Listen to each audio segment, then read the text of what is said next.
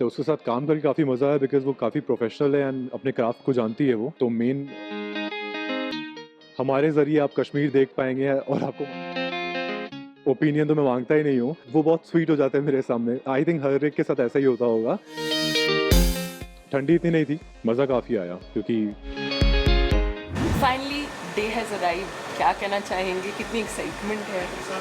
I mean me and my team हम सब wait कर रहे थे 3 महीने से बिकॉज़ हमने अगस्त से शूट करना स्टार्ट किया था। तो फाइनली 3 महीने बाद आज हम फाइनली टेलीकास्ट हो रहा है। हमारे लिए वही बहुत बड़ी बात है। उसके बाद तो डेफ़िनेटली अगर ऑडियंस को पसंद आया तो it's a jackpot for us and अगर नहीं पसंद आया तो और भी मेहनत करेंगे इसके ऊपर। बट या I am really excited and nervous at the same time. खुशहाल से जानना चाहेंगे अनिरुद्ध का जो कैरेक्टर है वो कैसे है और जो उसकी क्वालिटीज़ है वो खुद कितना रिलेट कर पाते हैं? बिहेवियर वाइज इतना रिलेट नहीं कर पाता उससे, बट इंटेंशन वाइज रिलेट कर पाता है।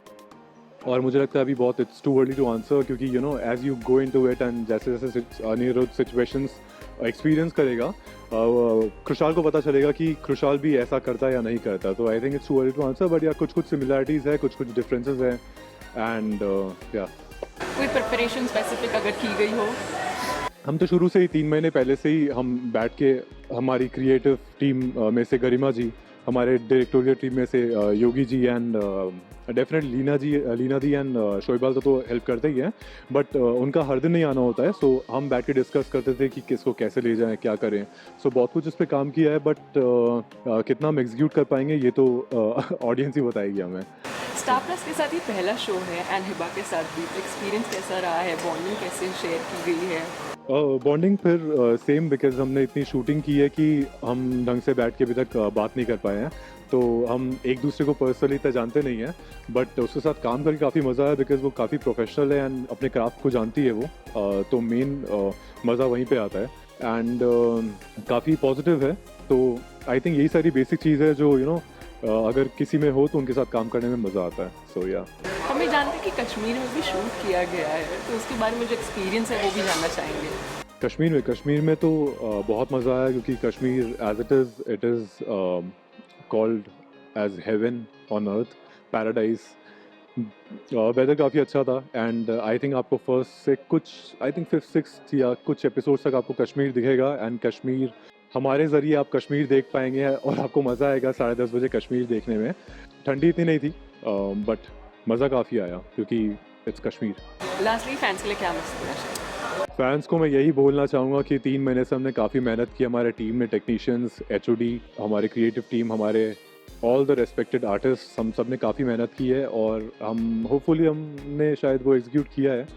तो आप प्लीज़ देखिए झनक आज से रात 10:30 बजे। आई डोंट नो आज क्या है बट या 10:30 बजे every day Monday to Saturday Star Plus पे एंड डिज्नी प्लस हॉटस्टार पे। एंड आई रियली होप कि आप सबको पसंद आए एंड अगर नहीं भी पसंद आए तो हमारी मेहनत जारी है, आज नहीं तो कल ज़रूर पसंद आएगा, बट आई थिंक आपको पसंद आने वाला है। थैंक तो यू। कुशाल, एक सवाल ये है कि जब इसका प्रोमो आउट हुआ तो आपके अपने जो मित्र हैं, फैमिली है या जो जानने वाले हैं, उनका किस तरह का रिएक्शन है? क्या कमेंट्स वगैरह मिले हैं आपको? अगर रिलेटिव्स और फ्रेंड्स की बात करें तो वो थोड़े बायस्ड हो जाते हैं इन सब चीज़ों में क्योंकि वो मुझे किसी भी चीज़ में देख के बोलते हैं वाह क्या काम किया है, वाह क्या लग रहा है।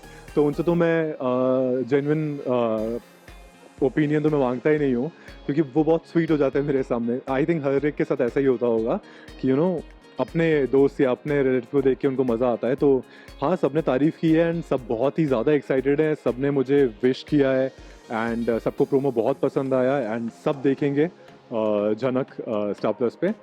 तो हाँ, जान के काफ़ी खुशी हुई मुझे। Yeah thank you. Hi, I am Khushhal Ahuja and आप मुझे देखेंगे झनक में स्टार प्लस पे एज अनिरुद्ध। Thank you.